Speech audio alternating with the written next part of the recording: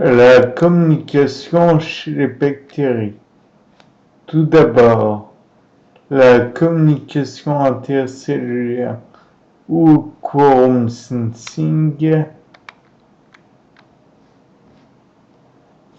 donc expression coordonnée de certains gènes au sein d'une même population bactérienne. La communication intercellulaire ou quorum sensing. Petit 1. Production et accumulation de molécules de signalisation dans l'environnement auto-inducteur.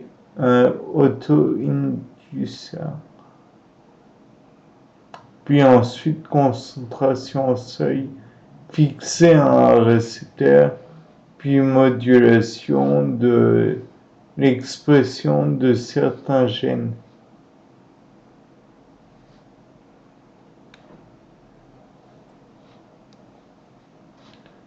Nous avons deux types de messagers, à savoir pour les grammes négatifs acylated homoserine lactone et auto-inducting peptide pheromone pour les grammes positifs.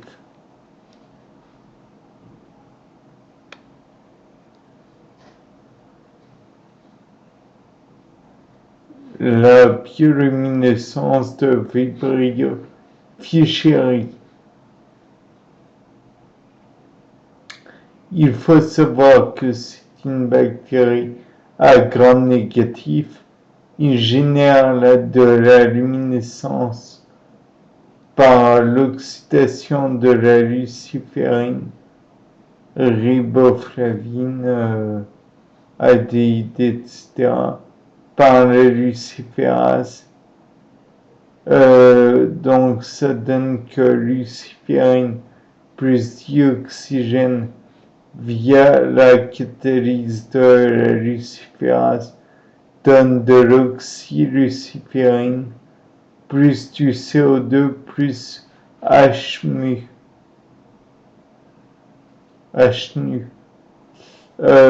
Il est symbiote des céphalopodes, organes lumineux.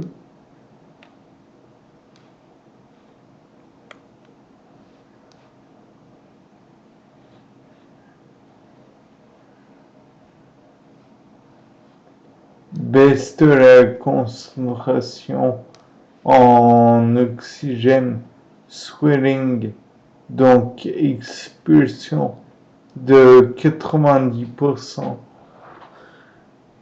du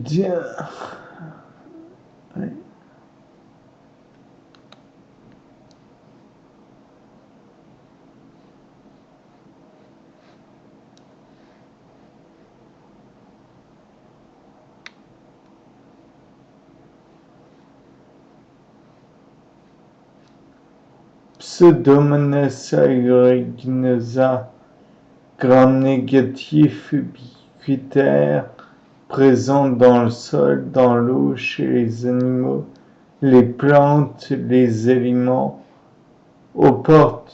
pathogène opportuniste, responsable de diverses infections nosocomiales, de systèmes de quorum sensing identifiés chez Pseudomonas aeruginosa, LAS et RHL,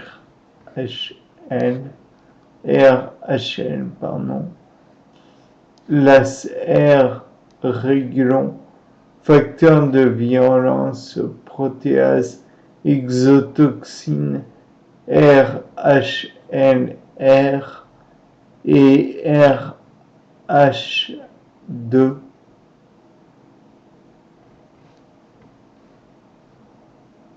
RHLR régulant, facteur de violence bioscanine, biosynthèse rhamnolipide.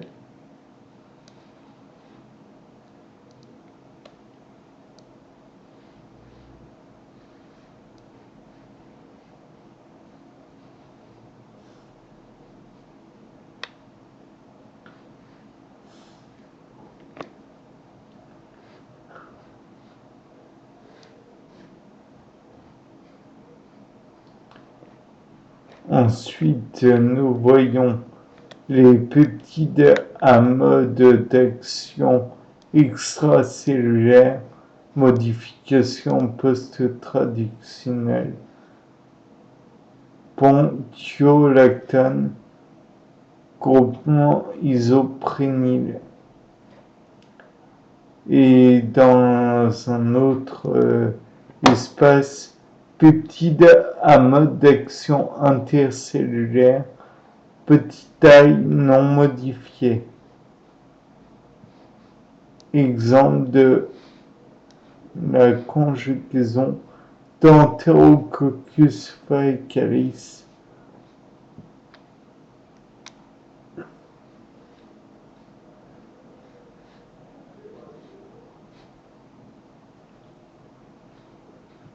La violence de Staphylococcus aureus.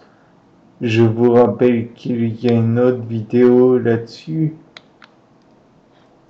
Donc tout d'abord, cela peut causer des méningites, des pneumonies nécrosantes, des infections cutanées suppuratives, panarie, furoncle, endocardite, infection des valvules cardiaques, ostéomyélite, donc une infection du squelette, syndrome du choc toxique, infection urinaire,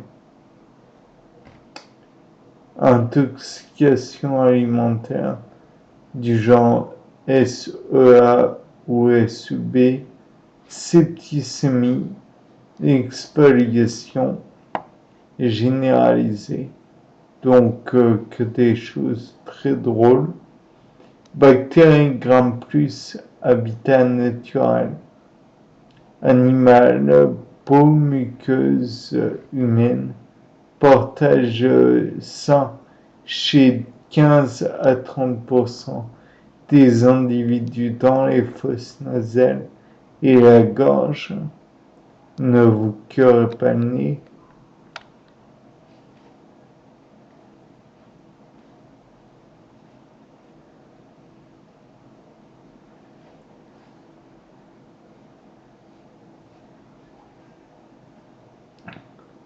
Donc fibronectine fibrinogène, adésine SLF-A et B, FNBP-A, colonisation des tissus.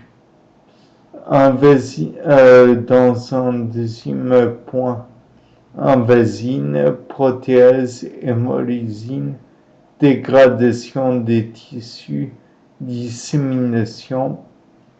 Dans un troisième point, toxine T2ST1, ETA et B, SEAO, PVL, 3 petits points. Toxicité sur des tissus spécifiques.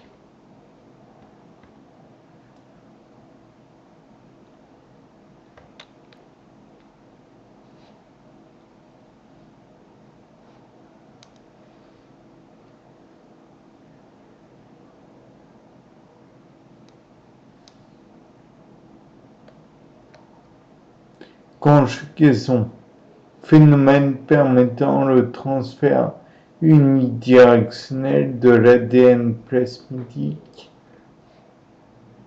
ou d'éléments conjugatifs intégrés dans le chromosome d'une bactérie donneuse vers une bactérie receveuse. En somme, une bactérie donne son plasmide via un pilet sexuel à des îles de surface, donc pour que la bactérie puisse se coller à une autre bactérie.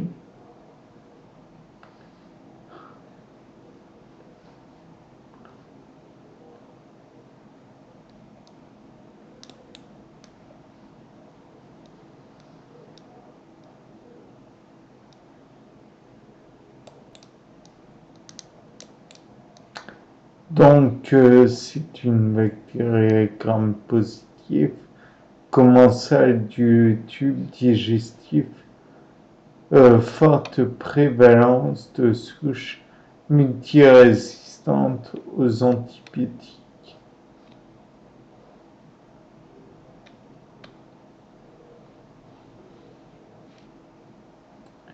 Je passe volontairement beaucoup de temps, mais malheureusement, c'est qu'il y a des images que je ne peux montrer.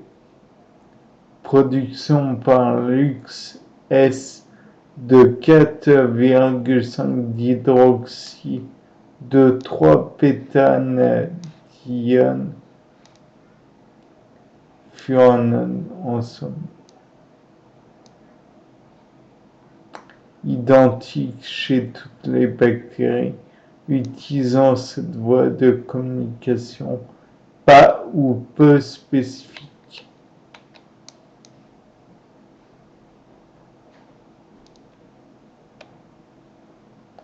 Là, on nous montre un tableau avec les différentes bactéries ainsi que les symptômes qu'elles produisent via les antigènes.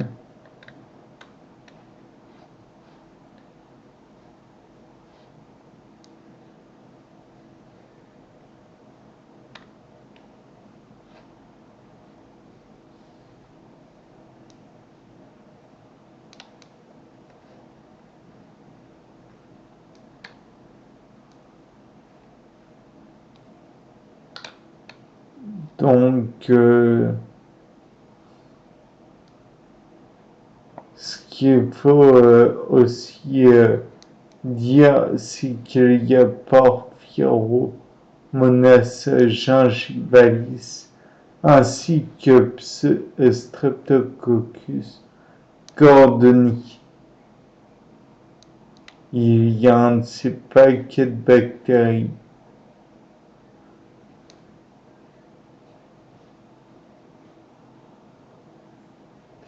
On nous rappelle que l'apoptose due à Pseudomonas aeruginosa est due à une perturbation de la réponse immunitaire. Et donc, je crois que nous sommes à la fin. Au revoir. Bonne journée à tous, c'était Paul Dame.